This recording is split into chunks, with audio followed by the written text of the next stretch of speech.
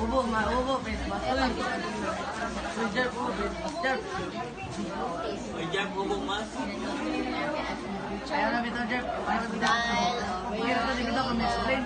Good morning, Sir Techo. Good morning, everyone. This is the Group 4 model of a volcano. I am Lindsay May Arcabella. And I'm Casey A. Lasconia. I am Jasmine B. Helera. I am David Raymond. I am Rafaela Banyana. I am Calvin Claveria.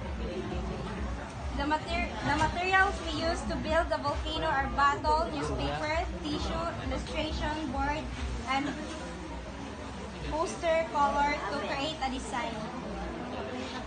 The methods of a volcano that we built are: first, among ipatapot ang bottle sa illustration board, then nag-start nami og scratch sa newspaper, then among ipatapot sa bottle tungkol nga mo form siya og volcano, then amo siya gipaanan og tissue paper para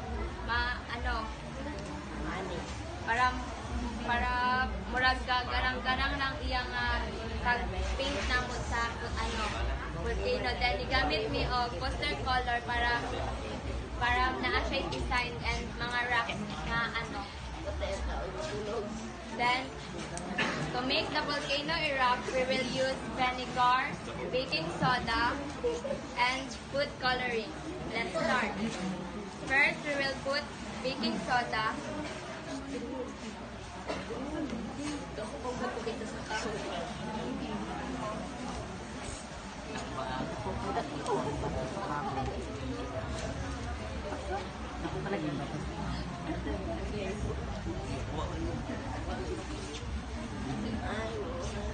Ayaw tabunin. Ayaw tabunin.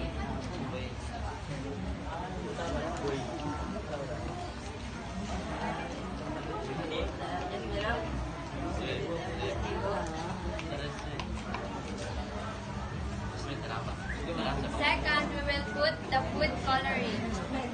Ako pa naginagbat.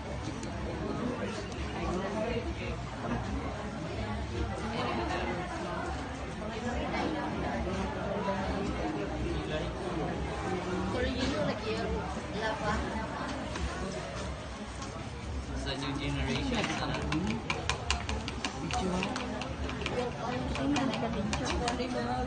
And then we will put the vinegar. Let's see if the volcano will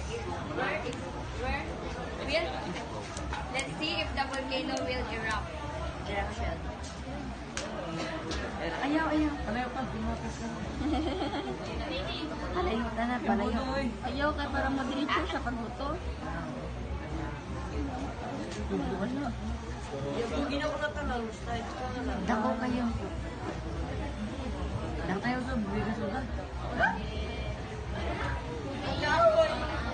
Ayun na. Perfect. Nasa dila.